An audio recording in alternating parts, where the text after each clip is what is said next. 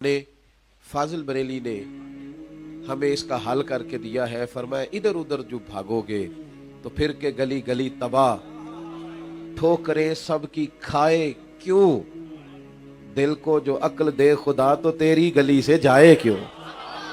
इधर उधर की ठोकरें क्यों खाएं, दाएं बाएं क्यों फिरे, क्यों कभी किसी गुमराह के पीछे कभी किसी गुमराह के पीछे, क्यों फिक्री तनाव का शिकार हो, तजादात का शिकार हो, फिर के गली गली तबाह ठोकरें सबकी खाए क्यों, और दिल को जो अक्ल दे खुदा तो तेरी गली से जाए क्यों। भाई एक ही हाल है और वो है रसूल कायनात की मोहब्बत। बहुत प्यार हो इंसान को नबी करीम अलैहिस्सलाम के साथ। हमारे जो ना उलमा होते हैं ना, इनको मुख्तलिफ ड्यूटियां करनी होती हैं, जो फनून पढ़ाते हैं, जो मुनाजराना तैयारी करते हैं, जिन्हें मुखालिफिन के सवालात के जवाबात देने होते हैं, वो बाज़-औक़ात ये काम करते करते अपने ही काम के माहिर हो जाते हैं। भी देने हो वो अल्लामा अब्दुल हकीम शरफ कादरी साहब रहमतुल्लाह अलैह की किताब पर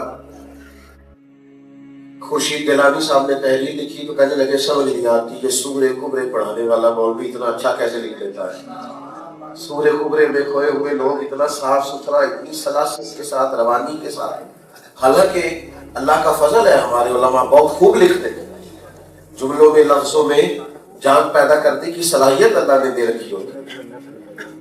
तो आदमी मुनाजराना गुफ्तगू भी करता हो, फिर फनून की तरफ भी माइल हो, फिर ढेर सारे सवालात के जवाबात भी देने हो। और फतवा का जो मैदान होता है वो मैदान बड़ा कठिन होता है, उसमें आपको बड़ी बारीक जुजियात पर हर वक्त तवज्जो रखनी होती है। इतने मुश्किल काम के बावजूद भी आप कभी आला हजरत को पढ़े ना, जब वो इश्क रसूल की बात करते हैं तो इतने ताज़ा दम हो जाते हैं, इतनी वारफ्तगी और इतना शौक उनकी तबीयत में पैदा होता है। माजरत के साथ हम आजकल जो नात खानी कराते करते हैं ना,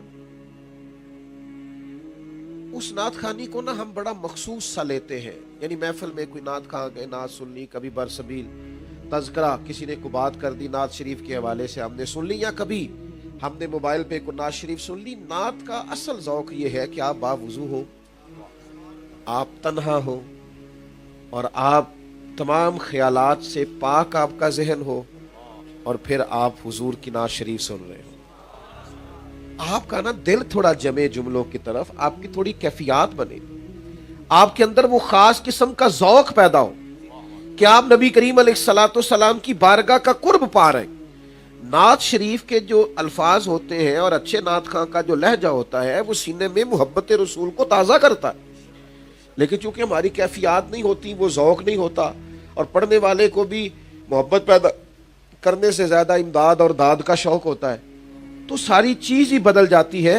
आप आला हज़रत रहमतुल्लाह ताला अलैह की उस फिक्र को समझे कि वो ये कहना चाहते हैं कि तुम बेज़ौक़ और बेकैफ रह जाओगे। दीनी काम करने के बावजूद, दीनी हुलिया रखने के बावजूद तुम्हारे बातन में कोई कैफियत नहीं होगी, ज़ौक़ नहीं होगा, तुम ठंडक नहीं महसूस करोगे। आपसे शायद लोग तज़किरा ना करें, लेकिन मजहबी लिबास के अंदर भी बाज लोग परेशान रहते हैं। उनका उठना बैठना चलना फिरना मजहबी होता है, लेकिन बातन बेज़ौक़ होता है, कुछ नहीं होता पास।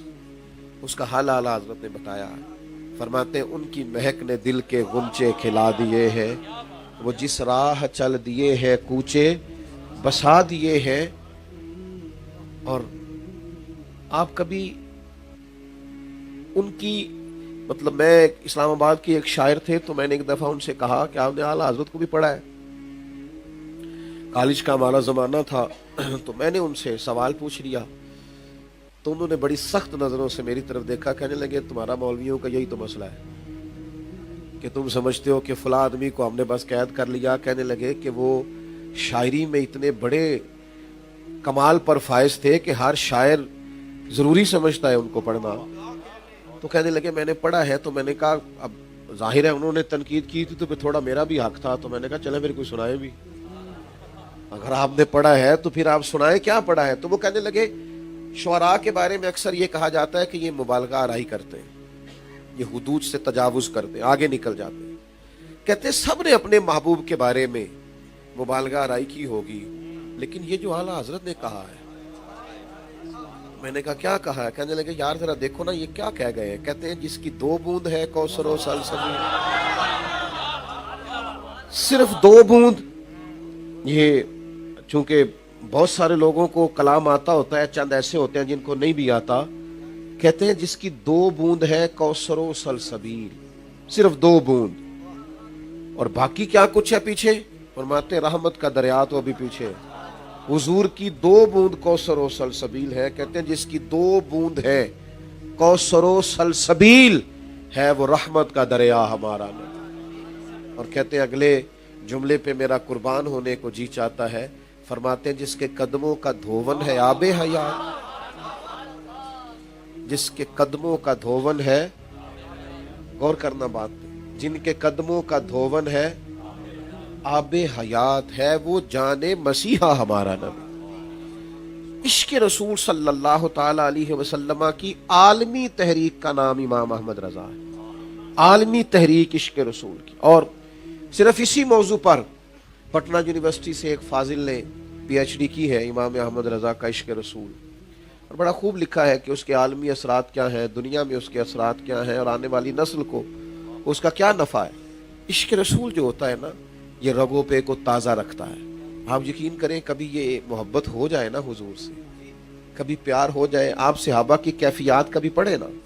یعنی حضرت ثوبان بن مالک رضی اللہ تعالیٰ عنہ حضور کی بارگاہ میں آ کے عرض گزار ہے, اور اس طرح عرض گزار ہے کہ آنکھوں سے آنسوؤں کی جھڑی بھی لگی ہوئی ہے. تو محبوب فرمانے لگے کیوں روتے ہیں, کیا ہوا؟ عرض کی یا رسول اللہ میرا جب گھر میں دل نہیں لگتا تو میں زیارت کر لیتا ہوں. اور یہ ہوتا ہے, یہ ہوتا ہے, بعض اوقات نہیں دل لگتا. سیانا آدمی, پڑھا لکھا آدمی, باشعور آدمی عمر بھر نہیں رویا ہوتا, لیکن اگر پردیس میں جا بھی مجبوری سے رہا اور جا بھی بچوں کے لیے رہا, لیکن پردیس میں جانا پڑے تو بچوں کے گلے لگ لگ کے نہیں روتا. آپ یہ کیفیات محسوس کریں, یہ ہوتی ہیں, ہم نے دیکھا ہے. آپ ایئرپورٹوں پہ دیکھیں کس طرح کا ماحول بعضوں کا دیکھنے کو ملتا ہے. عزیز بھائی, حضرت ثوبان بن مالک رضی اللہ تعالیٰ عنہ عرض کرتے ہیں یا رسول اللہ دل نہیں لگتا تو زیارت کر لیتا ہوں, تو سوچتا ہوں جنت تو آپ کے صدقے اللہ عطا کرے گا, لیکن آپ تو بڑے اونچے مقام پہ ہوں گے تو زیارت کیسے ہوگی. اب یہ جو جذبات ہیں نا عشق رسول کے, یہ جذبات, خیر ان کے لیے پروانہ آ گیا, انہیں نوید مل گئی کہ جنت میں بھی محبوب کا پڑوس آپ کو ملے گا, لیکن یہ جذبات, یہ کیفیات, یہ درد, یہ ذوق, ایک پوری جماعت ہے صحابہ کی, پوری جماعت, 1 2 4 نہیں, جماعت صحابہ کی حضور کی بارگاہ میں آئی اور بڑا تڑپ کے عرض کیا کہ یا رسول اللہ ہمیں بتائیے ہمارا رب کہاں ہے. دیر ہو گئی تسبیح پڑھتے, عبادت کرتے, اس کو یاد کرتے, تو کہاں ہے ہمارا رب, ملنے کو جی چاہتا ہے. تو اللہ تعالیٰ نے قرآن مجید نازل کیا, فرمایا وَإِذَا سَأَلَكَ عِبَادِي عَنِّي فَإِنِّي قَرِيبٌ. محبوب جب میرے بندے آپ کے پاس آ کے میرے بارے میں پوچھے تو ان سے فرما دے میں قریب ہی تو ہوں. اس کا ایک معنی علماء نے یہ بیان کیا ہے کہ محبوب جب آپ کے پاس جو آ گئے, بخدا خدا کا یہی ہے دار, نہیں اور کوئی مفر مکر, جو وہاں سے ہو یہی آ کے ہو, جو یہاں نہیں تو وہاں نہیں. تو یہ تڑپ پیدا ہوتی, اور سن لو اور یاد رکھنا, حضور علیہ السلام فرماتے ہیں تم میں سے جس کا رب سے ملنے کو جی چاہتا ہے نا, اللہ بھی اس کی ملاقات کو پسند فرماتا ہے, اور جس کا تم میں سے خدا نہ خواستہ اس کی ملاقات کو جی نہیں چاہتا, اللہ بھی اس کی ملاقات کو پسند نہیں کرتا. بھائی اللہ رسول کا پیار, وہ طلب, وہ کیف, وہ سوز. مجھ سے ایک دوست نے پوچھا, کہنے لگے یہ جو آپ صوفیاء کے بارے میں بیان کر دیتے ہیں کہ وہ ساری رات ہی نماز پڑھتے تھے, میں نے کہا ہم نہیں بیان کرتے, قرآن مجید بیان کرتا ہے. والذین یبیتون لربہم سجدا وقیاما, ساری رات نماز. تو وہ کہنے لگے ہماری کیفیات وہ کیوں نہیں.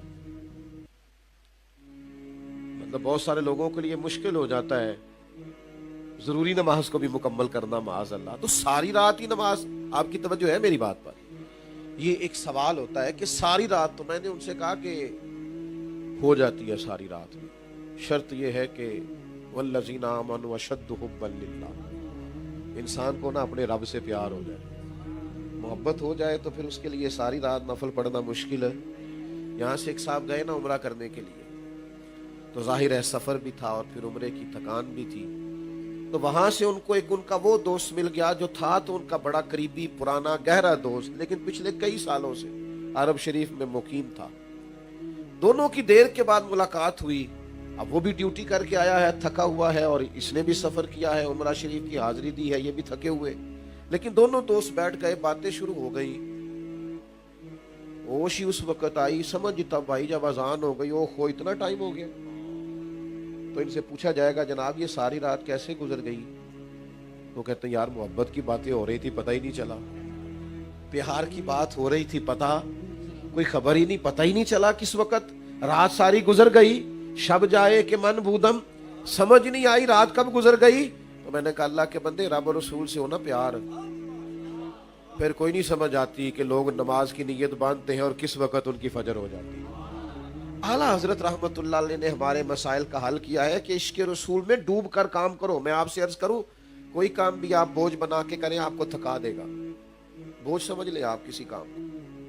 ہم سفر کر رہے تھے گاڑی میں تو ایک آدمی غلط کراس بھی کر گیا اور تنقید بھی کر گیا، تھوڑی سی نہیں چلانی ہوتی تو جانچ سیکھ لو، گزر بھی۔ اب وہ ڈرائیور صاحب کا موڈ خراب ہو گیا، تو اب وہ گاڑی تو چلا ہی رہے تھے، حالات تو گزارا تو ہو ہی رہا تھا، پر موڈ بڑا ڈسٹرب تھا۔ تو میں نے اسے کہا ذرا سائڈ پہ کھڑی کر، سائڈ پہ کھڑی کی، میں کہ پانی شینی پی تے منہ سے موڈ صحیح کر، سیدھے سفر کرنا ہے کہ نہیں۔ اب یہ آپ اس ماحول میں آپ سفر کریں گے تو آپ کو نا دقت ہوگی، آپ آزمائش میں آ جائیں گے۔ میری بات کی سمجھ آ رہی ہے؟ آپ خوش کوئی کام کرتے ہیں وہ آپ کو تھکاتا نہیں، بات کی سمجھ آ رہی ہے؟ میں آپ کو اپنی بات بتاتا ہوں، میرے ایک دوست مجھے کہنے لگے کچھ دنوں کے لیے ٹائم نکالیں، بور بڑے ہو گئے نوکری کر کر کے، تو کہیں سیر کے لیے کچھ دن چلتے ہیں۔ تو میں کہ بور تو ہوا، ساڈا تے کم بور ہونے والا ہے ہی نہیں، میں تے اپنی حیاتی تو قربان تھی وہاں۔ بات کریں اپنا دکھ سنانے لگے، آپ ہم کی بور ہو بھائی، ہمیں تو کوئی بوریت نہیں ہوتی، ہم تو لطف لے رہے ہیں اپنے کام کا، آپ کا کام آپ کا شوق ہو۔ یہ اعلیٰ حضرت ہمیں سکھاتے ہیں کہ تم جب دین پر عمل عشق رسول میں ڈوب کر کرو گے نا، آپ کو یقین سے ایک بات عرض کروں، مزہ آتا ہے تنقید کا۔ جب آپ عشق رسول میں ڈوبے ہوئے ہوتے ہیں تو تنقید کا مزہ آتا ہے۔ وَلَا يَخَافُونَ لَوْمَةَ لَائِمٍ، پھر انسان کسی ملامت کرنے والے کی پرواہ نہیں کرتا، اسے کوئی فکر ہی نہیں ہوتی کوئی کیا کہہ رہا۔ کتنے لوگ تھے جناب صدیق اکبر معاذ اللہ تنقید کرنے والے، کتنے لوگ تھے حضرت عمر کو کہنے والے۔ وہ دور تو نہیں تھا کہ جس دور میں سارے مکہ مسلمان ہو چکا تھا۔ ان لوگوں نے بڑی خوشی سے، حضرت ابو ذر غفاری سے کہا بھی گیا کہ آپ نے دار ارقم میں کلمہ پڑھا ہے، باہر جا کے ابھی اعلان نہ کیجیے گا۔ تو کہنے لگے کیوں نہ کروں، میں نے ابھی تو حضور سے وعدہ کیا ہے کسی ملامت کی پرواہ نہیں کروں۔ لوگ تنقید کرتے ہیں، ہمیں مزہ آتا ہے، ہمیں سرور آتا ہے۔ میں پیٹرول پمپ پہ پیٹرول ڈلوانے کے لیے ہم کھڑے ہوئے تو ایک پیر صاحب آگے کھڑے ہو گئے، اچھے آدمی ہیں، تو کچھ لوگ آگے دوڑے دست بوسی کی، اور کچھ لوگوں نے ان کے لیے پانی وانی کا بندوبست کیا۔ تو ایک صاحب سائڈ پہ کھڑے ہو کے تنقید کر رہے تھے، مجھے وہ پہچانتے نہیں تھے، پرانی بات ہے، تو کہنے لگے دیکھیے یہ کیا کر رہے ہیں۔ تو میں نے ان سے کہا آپ بھی ٹھیک ہے وہ بھی ٹھیک ہے، آپ بھی ٹھیک ہے وہ بھی ٹھیک ہے۔ وہ کہنے لگے وہ کس طرح؟ میں نے کہا اب آپ کا کوئی شیخ ہی نہیں تو ہم کیسے آپ کو بتائیں؟ آپ اس راہ کے مسافر نہیں، آپ اس رستے کے مسافر نہیں، یہ تو کبھی آپ اس راہ کے مسافر ہو نا۔ ہماری پرانی بوڑھی مائیں کہا کرتی تھی کہ گھومتے تو کہنے نا کہ بال پرا لے جاؤ، یہ جو بچے ہوڑ کے لگ پتا جائے گا، سمجھ آ جائے گی۔ یہ جب تک ہوتے نہیں تب تک سمجھ آتی نہیں۔ جب انسان کسی سے محبت کرنے لگ جاتا ہے نا تو پھر یار اس کا مزہ آنے لگ جاتا ہے، پھر اس کا سرور آنے لگ جاتا ہے۔ کیا کچھ نہیں کہا لوگوں نے اعلیٰ حضرت رحمت اللہ علیہ کو، لیکن سارا کچھ کہنے کے بعد آخر میں مان گئے کہ ہماری تنقید اپنی جگہ پر عاشق رسول پر ہے۔ جو کہا ہے عشق رسول میں ڈوب کر کے کہا۔ ہمیں ہمارے امام نے یہ فکر کی ہے، یہ سوچ دی ہے کہ خشک مزاج نہ بنو۔ میں کل یا پرسوں میں دوستوں سے بات کر رہا تھا، میں کہہ رہا تھا میلاد شریف آ گئے، ہر بندہ ایک ایک نعت یاد کرے اعلیٰ میں، مشکل کام بتائے ایک ایک نعت یاد کر۔ نعت کا تعلق سر سے نہیں ہوگا، عشق سے ہوگا۔ آپ نعت کو بنائیں، سارا دن حضور کی نعت، آپ جو کہیں گے وہ دل پر بھی اثر کرے گا، ہماری باتیں ہم پر بھی اثر کرتی ہیں، یہ اثر کرتی ہے، یہ کر کے دیکھ لو۔ آپ کو رونے بات کریں، اپنا دکھ سنانے لگے، آپ سنانے سے پہلے خود رو پڑیں گے۔ آپ کوئی لطیفہ سنائیں، مسکرانے والی بات کرنے لگے، آپ بات کرنے سے پہلے خود ہنسیں گے۔ بہت سارے لوگوں سے بات ہوتی نہیں، اتنا ہنستے ہیں، لوٹ پوٹ ہو جاتے ہیں۔ آپ جب سارا دن حضور علیہ الصلوۃ والسلام کی تعریف سنیں گے، تعریف کریں گے، آپ یقین کریں آپ کا دل اس بات کی گواہی دینے لگ جائے گا۔ اعلیٰ حضرت کی خدمت میں ایک بہت بڑے محدث آیا کرتے تھے، بہت بڑے شیخ تھے،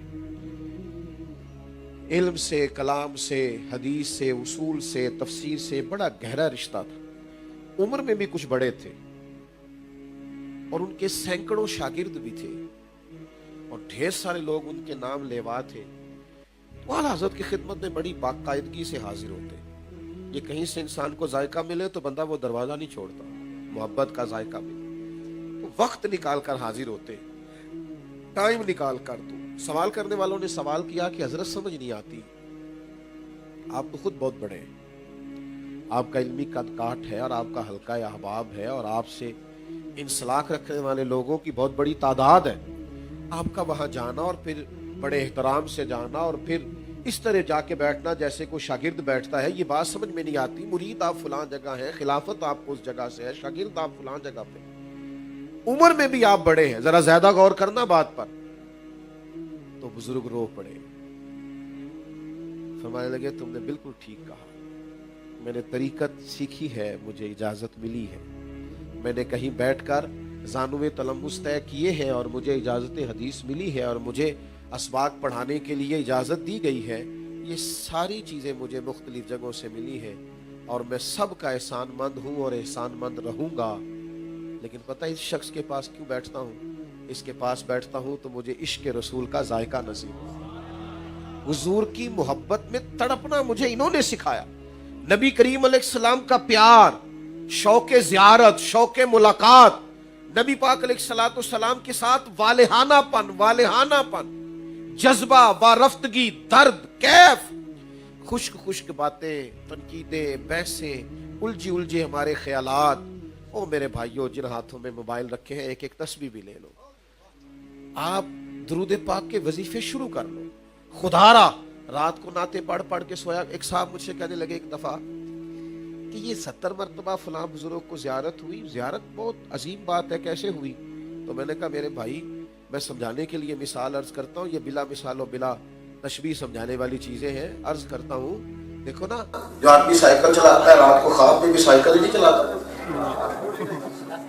تو جو سارا دن حضور کو یاد کرے، جو سارا دن ان کی نعت پڑھے، جو عمر بھر ان کے دین کے لیے گزار دے، جس کو موقع ملے اپنی جائیدادیں بنانے کی، اپنے کارخانے لگانے، ایک وقت ہو کہ لوگ نچھاور ہوتے ہوں اس پر ہر طرح سے، لیکن وہ سب کچھ چھوڑ کر صبح سے شام تک محبوب کی حدیث پڑھائے، تو جب وہ جلووں میں مگن رہے نا تو رات کو سوئے میں بھی وہی جلوے نظر آیا کرتے۔ یہ تو بڑی سادی سی بات ہے، آسان سی بات۔ اعلیٰ حضرت رحمت اللہ علیہ کی کل زندگی عشق رسالت مآب سے عبارت ہے، عمر بھر انہوں نے نبی پاک علیہ السلام سے محبت کا درس دیا۔ میں کیسے آپ کی خدمت میں یہ بات عرض کروں کہ آج اس نہج پہ ہم پہنچے ہوئے ہیں، جو ہمارے حالات ہیں، میں کسی نعت خواں کا بھی ذاتی طور پر مخالف نہیں ہوں، حضور کی نعت پڑھنے والا ہر شخص ہمارے سر کا تاج ہے، لیکن ایک نعت خواں صاحب میرے کان میں اجازت لینے کے لیے بھی آئے اور یہ بھی کہنے لگے کہ میں نے آج نیا کلام سنانا ہے۔ میں کہا مینوں تے کوئی پرانا ہی سنائی تیری مہربانی، نہواں پتہ نہیں اردو کی سنائے گا، اللہ جانتا ہے اس میں سے کیا نکلے گا، تو پرانا ہی سنا۔ اور میں نے کہا وہ جن کو تو پرانا کہہ رہا ہے وہ کبھی پرانے ہوئے ہی نہیں۔ یہ ذرا دیکھو نا، یہ کوئی پرانی بات ہے کہ واہ کیا جود و کرم ہے شاہ بطحہ تیرا۔ اور یہ نہیں کا استعمال دیکھو، اگر آپ کو تھوڑی بہت شاعری سے دلچسپی ہے کسی کو تو وہ لطف لے گا، واہ کیا جود و کرم ہے شاہ۔ وہ حضرت جابر ابن عبداللہ کہتے ہیں نا، حضور سے کبھی کسی نے نہیں سنا، لفظ لا نہیں سنا، کہتے واہ کیا جود و کرم ہے شاہ بطحہ تیرا، نہیں سنتا ہی نہیں، یہ نہیں سنتا ہی نہیں، کون؟ مانگنے والا تیرا، نہیں سنتا ہی نہیں مانگنے والا تیرا۔ اور فرماتے ہیں وہ اس لیے نہیں سنتا کہ میں تو مالک ہی کہوں گا، کیونکہ ہو مالک کے حبیب، یعنی محبوب و محب میں نہیں میرا تیرا۔ یہ وارفتگی محبت کی، یہ ذوق آپ کو اعلیٰ حضرت کے ہاں ملے گا۔ اور پھر اس عشق رسول نے بڑے بڑے عشاق تیار کیے، یعنی اس کا فیض آگے بٹا، ان کے خاندان میں ہمیشہ ایسا شعر کہنے والے لوگ رہے. ہم اللہ نے توفیق دی بریلی شریف میں حاضر تھے. اعلیٰ حضرت رحمۃ اللہ علیہ کے بھائی ہیں استاد زمان مولانا حسن رضا صاحب, ان کے پوتے تھے شیخ الحدیث مولانا تحسین رضا صاحب رحمۃ اللہ. کہنے لگے میں تمہیں اپنا کلام سناؤں. ہم نے کہا سنائیے. تو فرمانے لگے علم غیب رسول کے منکر اس حقیقت کو بھول جاتے ہیں. یہ دیکھیں وہ کہا نا یعنی محبوب و محب میں نہیں میرا تیرا. فرمانے لگے علم غیب رسول کے منکر اس حقیقت کو بھول جاتے ہیں. غیب مانا کہ راز ہے لیکن راز اپنوں سے کب چھپاتے ہیں. یعنی محبوب و محب میں نہیں میرا تیرا. غیب مانا کہ راز ہے لیکن راز اپنوں سے کب چھپاتے ہیں. او بھائی اس خاندان کا ترہ امتیاز رہا. ہماری نا خشک سی باتیں وہ ہمیں بڑا شوق ہوتا ہے. اللہ ماشاءاللہ میرے جیسے بعض لوگ جو عوامی ہیں وہ بھی علماء پہ تنقید کرتے ہیں. تو میں کہا کرتا ہوں تنقید نہ کر یار. اس سے جو تو نے محبت سیکھی ہے وہ ایک ٹکڑا لے لے اور عمل کر ساری زندگی. چلے تو سمجھتا ہے کسی جگہ کوئی بات درست نہیں ہے تو اسے چھوڑ دے, لیکن اس شاخ کی فہرست میں آئے. اعلیٰ حضرت کی پوری زندگی کا نچوڑ حضور سے پیار کرنا اور جم کے پیار کرنا اور مدینے کی بات کرنا اور ادب سکھانا اور وارفتگی سکھانا اور حضور کی اولاد پاک کا احترام سکھانا. جو بڑے دعوے کرتے ہیں نا, بڑے دعوے, یہاں تک وہ بھی نہیں آ سکے جس انداز میں اعلیٰ حضرت نے کہا کہ تیری نسل پاک میں ہے بچہ بچہ, تو ہے عین نور تیرا سب گھر. ایک شاعر نے نوٹ لکھا ہے, یہ لفظ ان کے ہیں.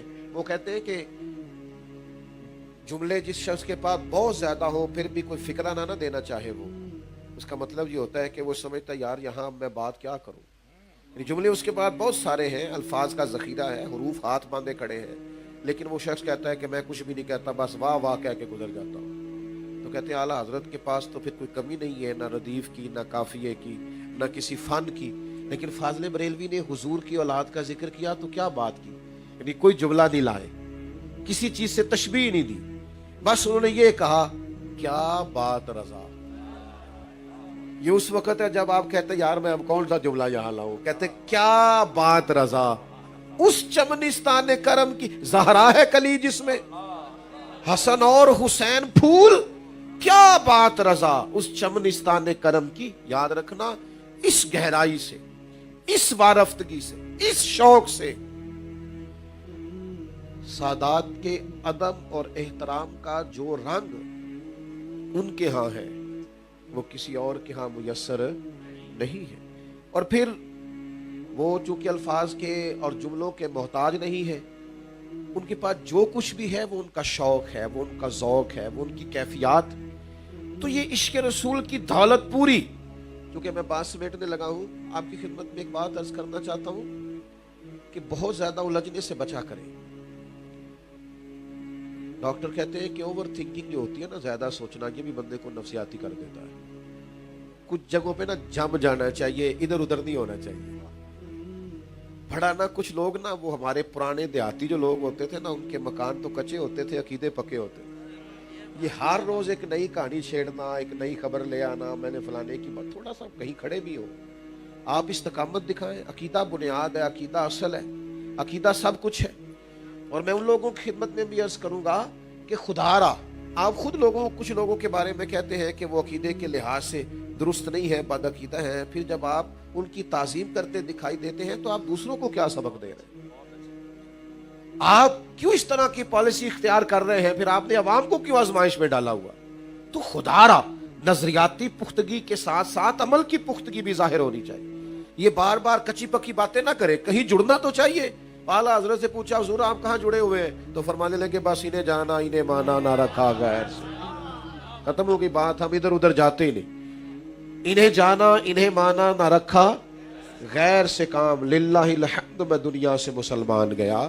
تو اگر ایمان کی سلامتی چاہتے ہیں تو ایک ہی حل ہے کہ جو ہمارا نبی پاک کے ساتھ حساس رشتہ ہے اس کی حساسیت کو سمجھیں, حضور کے ساتھ جڑے. میلاد پاک آ گیا ہے, کثرت درود پاک, کثرت سے نعت شریف پڑھنا, سننا, ذوق بنانا اور تنہائیوں میں نعت کا مزاج رکھنا, اس کو اپنائیں. محافل کو بہت زیادہ بادب کریں, بہت زیادہ ذوق والا کریں, شوق والا کریں. وہ ساری ابحاث جو درست نہیں ہے ان کو اپنے ہاتھ سے نکال دے. اللہ تعالی ہمیں سمجھنے کی توفیق عطا کرے.